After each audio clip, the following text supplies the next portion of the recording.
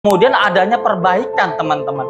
Kalau memang tidak ada perbaikan ke depannya gitu kan, indikasi-indikasi perbaikan, mungkin saya akan berpendapat Indonesia akan tetap gelap. Namun ini adalah indikasi-indikasi tiga hal tadi yang saya jelaskan. Adanya Danantara, adanya pengungkapan korupsi di PT Pertamina, adanya kasus Ben Sukatani. Ini semua menjadikan saya membuka mata saya, membuka cakrawala berpikir saya bahwa kedepannya Indonesia akan semakin baik, akan semakin cerah, teman-teman. Itu teman-teman, maka dari itu kita harus benar-benar melihat dari berbagai macam sisi. Adanya masalah tentu akan menjadikan masalah itu menjadi suatu recovery, menjadi suatu perbaikan bagi hal-hal yang terkait dengan itu, teman-teman. Dan ini akan menjadi suatu hal yang positif bagi kehidupan kita di Indonesia.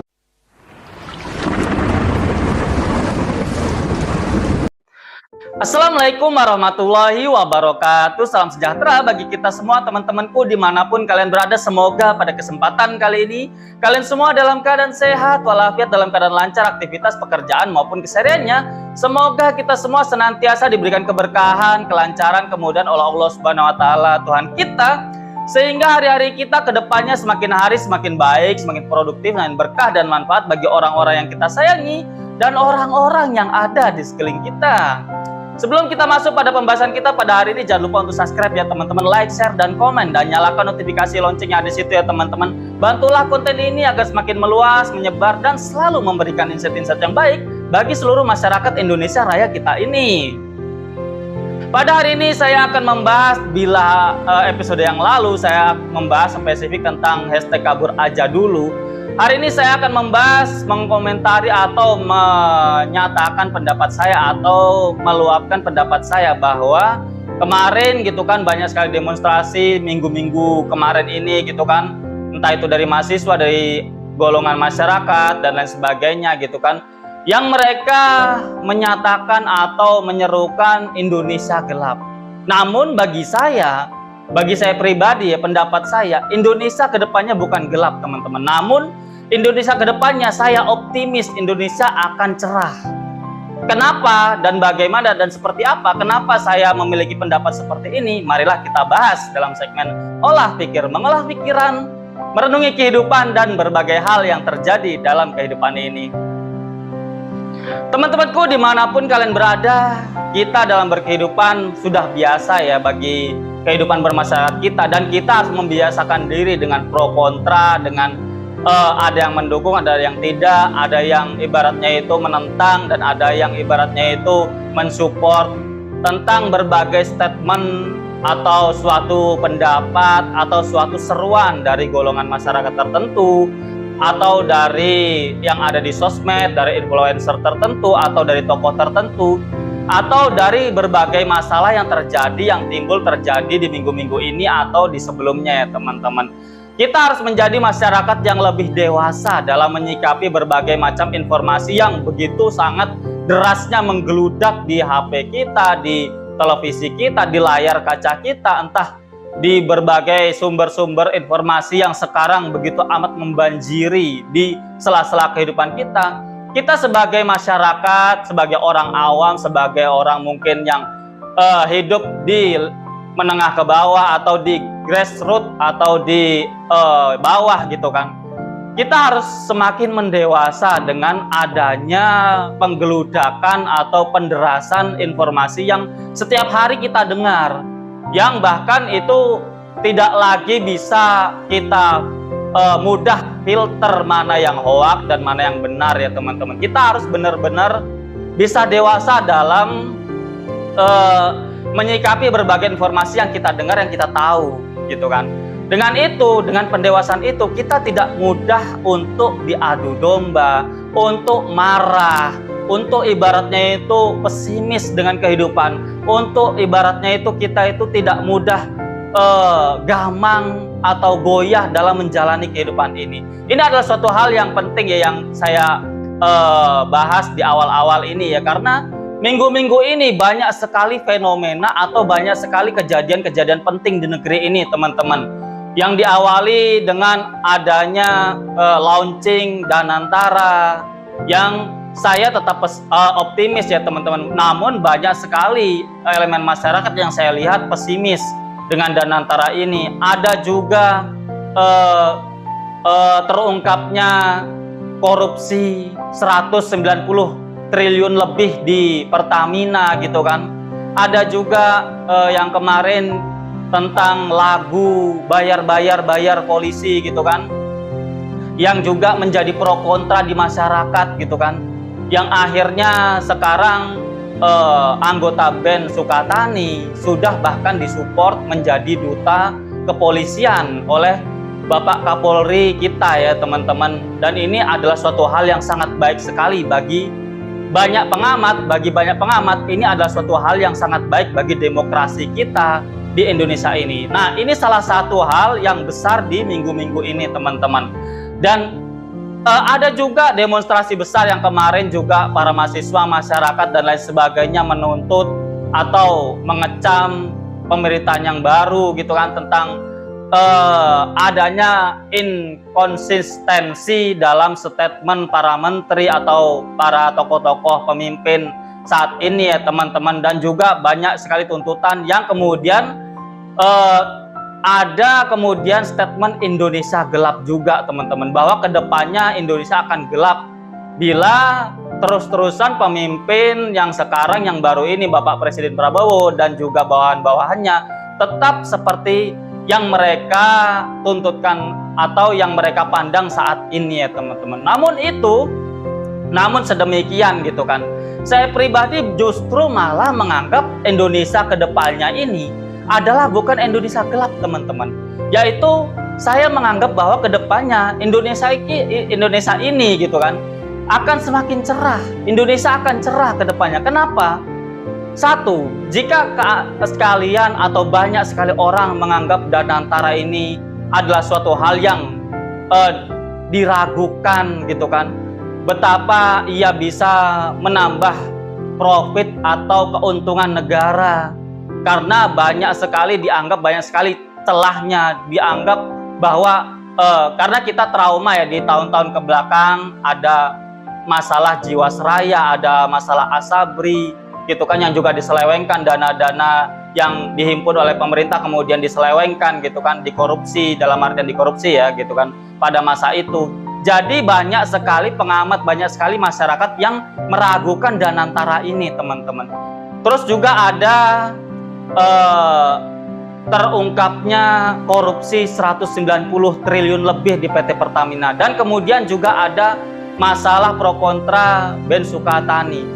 Ketiga hal ini adalah hal besar minggu-minggu ini teman-teman, dan ketiga hal inilah yang menjadikan saya yakin kedepannya bahwa Indonesia akan cerah. Kenapa demikian? Kenapa saya berpikir seperti itu? Karena satu, Danantara ini adalah terobosan yang sangat brilian sekali bagi saya ya teman-teman. Saya seorang investor juga, saya juga seorang investor saham teman-teman, dan saya melihat bagaimana Temasek yang dimiliki oleh Singapura itu sangat gilang gemilang, sangat dapat menyangga perekonomian Singapura teman-teman. Yang beliaunya yang negara Singapura buat Temasek ini bisa menjadi suatu income baru yang besar bagi negara. Ini adalah suatu keberanian Bapak Prabowo untuk menghemat anggaran.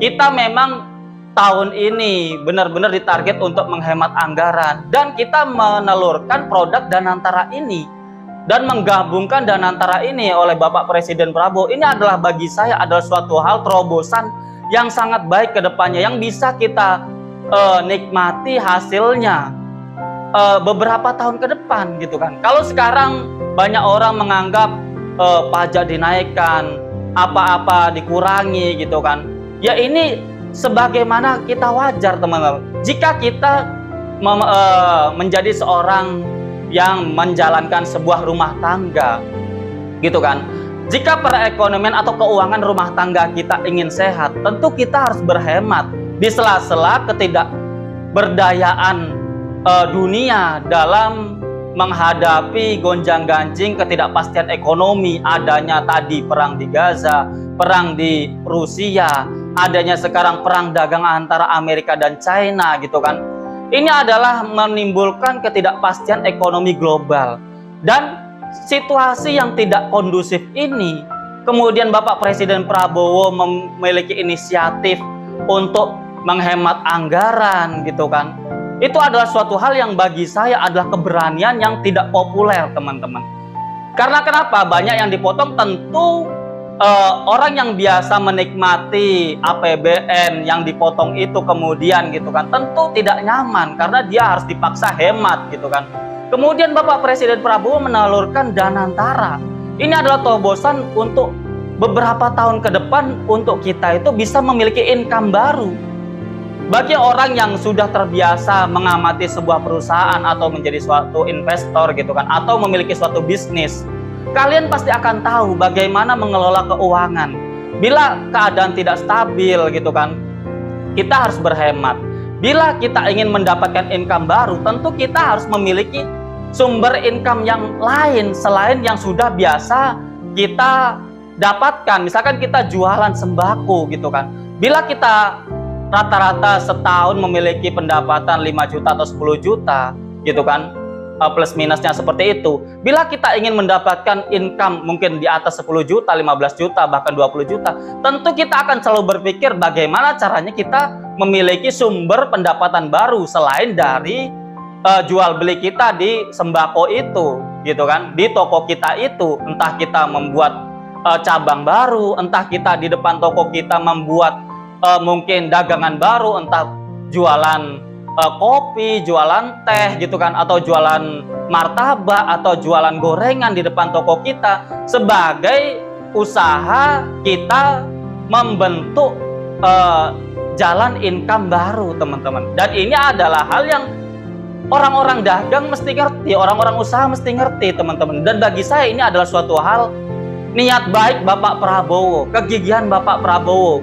Walaupun bagi banyak orang ini diragukan, beliau tetap berusaha karena beliau saya lihat memiliki keinginan untuk menjadikan negara ini negara yang luar biasa gitu kan.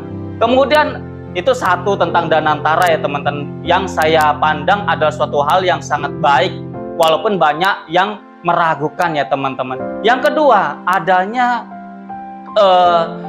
terungkapnya korupsi 190 lebih triliun di Pertamina. Ini bagi saya bukan suatu hal kabar buruk. Ya memang buruk gitu kan. Ternyata di PT Pertamina gitu kan, di BUMN negara ini banyak sekali tikus-tikusnya, banyak sekali koruptornya. Lah, dengan adanya keterungkapan ini bagi saya gitu kan, yang sering melihat emiten-emiten di bursa saham, ini adalah peluang besar untuk kita bisa recovery, bisa memperbaiki sistem yang ada di perusahaan itu, teman-teman.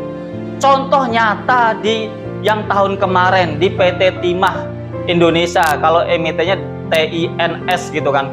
Tadinya kode saham itu, sahamnya gitu kan, hanya beberapa ratus per lembar saham, teman-teman. Setelah terungkap ada 200 triliun lebih ya, kalau nggak salah ingat saya, pokoknya ratusan triliun yang terungkap bahwa ada ibaratnya potensi kerugian negara, ada potensi korupsi di PT Timah tersebut gitu kan.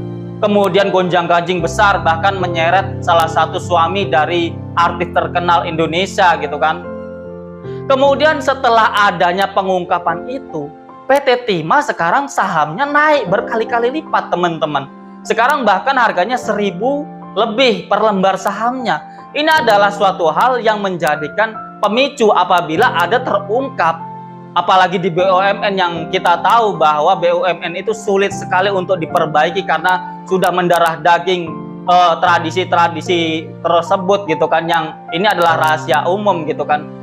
Nggak perlu saya yang bicara, banyak sekali pengamat politik, pengamat ekonomi yang sudah menganggap bahwa BUMN itu seringkali digunakan oleh kepentingan tertentu untuk mendulang keuntungan pribadi ya teman-teman. Namun di era Bapak Prabowo ini gitu kan, ini semua diungkap bahkan sampai 190 triliun. Ini menyatakan bahwa tahun depan tentu akan kita lihat secara jelas betapa perbaikan Pertamina ini akan kita lihat secara nyata, teman-teman. Karena perbaikan atau boroknya, ibaratnya gampangnya, boroknya sudah kita ketahui. Dengan boroknya itu kita ketahui, menyelesaikan atau mengobatinya kita tahu caranya.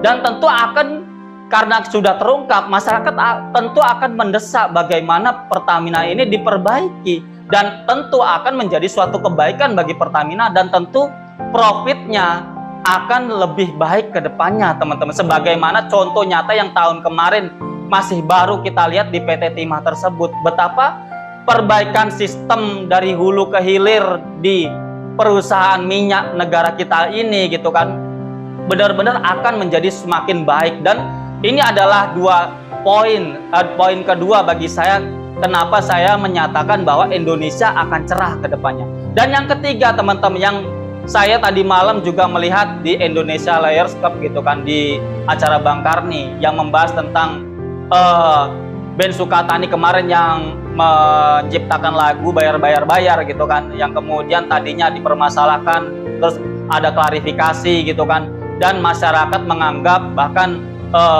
YouTuber terkenal Guru Gembul juga menyatakan menyayangkan kenapa kok sampai ada klarifikasi seperti itu. Banyak masyarakat menganggap bahwa ekspresi lagu dari Ben Sukatani adalah suatu bentuk keresahan dan kritik. Namun ada yang menganggap, para ahli hukum, bahwa itu adalah hate speech, ujaran kebencian gitu kan. Jadi ini ada pro kontra di antara berbagai macam pihak di negeri ini ya teman-teman. Antara ahli satu dan ahli lainnya, antara masyarakat satu dan masyarakat yang lainnya gitu kan.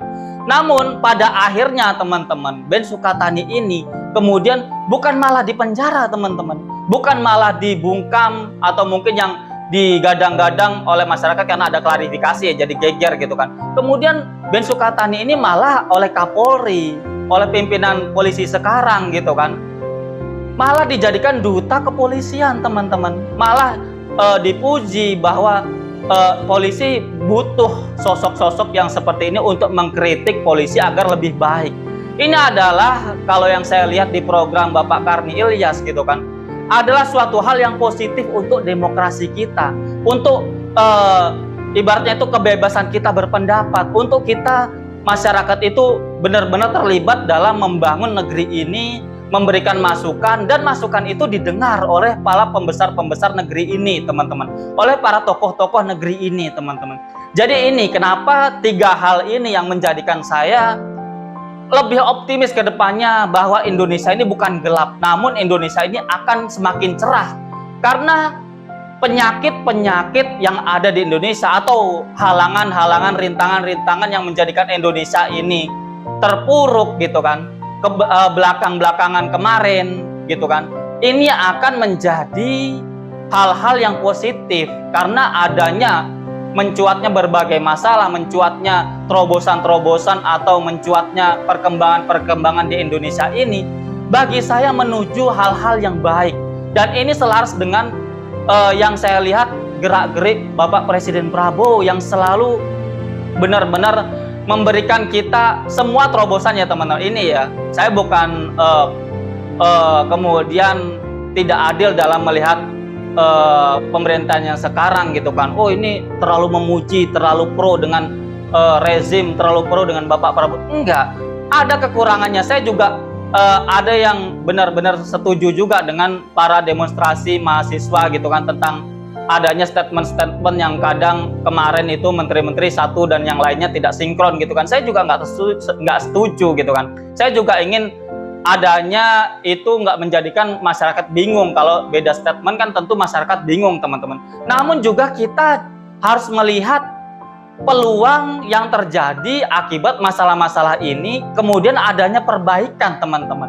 Kalau memang tidak ada perbaikan ke depannya gitu kan, indikasi-indikasi perbaikan, mungkin saya akan berpendapat Indonesia akan tetap gelap. Namun ini adalah indikasi-indikasi tiga hal tadi yang saya jelaskan. Adanya Danantara, adanya pengungkapan korupsi di PT Pertamina, adanya kasus Ben Sukatani. Ini semua menjadikan saya membuka mata saya, membuka cakrawala berpikir saya bahwa kedepannya Indonesia akan semakin baik, akan semakin cerah teman-teman. Itu teman-teman, maka dari itu kita harus benar-benar melihat dari berbagai macam sisi. Adanya masalah tentu akan menjadikan masalah itu menjadi suatu recovery, menjadi suatu perbaikan bagi hal-hal yang terkait dengan itu, teman-teman. Dan ini akan menjadi suatu hal yang positif bagi kehidupan kita di Indonesia, bagi kehidupan kita ke depannya sebagai masyarakat Indonesia, dan bagi negara ini keseluruhan ya teman-teman. Jadi itu teman-teman, semoga pendapat saya ini adalah pendapat yang baik. Semoga ini semua menjadi insight bagi kita semua, bagi saya pribadi dan bagi kalian semua dimanapun kalian berada, bahwa saya mengatakan Indonesia kedepannya akan cerah karena banyak hal yang tidak bisa diatasi, banyak hal yang tidak terungkap tadinya, sekarang terungkap, dan akhirnya dengan keterungkapan itu, kita akan menjadi hal yang akan berbenah ke depannya. Dan dengan benahan-benahan yang kita lakukan, yang oleh pemerintah lakukan, yang oleh para pemegang kepentingan, pemegang kekuasaan lakukan, benahan-benahan itu, Indonesia saya yakin akan semakin cerah. Jadi itu teman-teman, terima kasih atas segala perhatian, kurang lebihnya saya mohon maaf. Tetap semangat, tetap optimis, positive thinking atas segala kehidupan. Berhati-hatilah dalam menjalani kehidupan ini. See you next video. Bye-bye. Wassalamualaikum warahmatullahi wabarakatuh.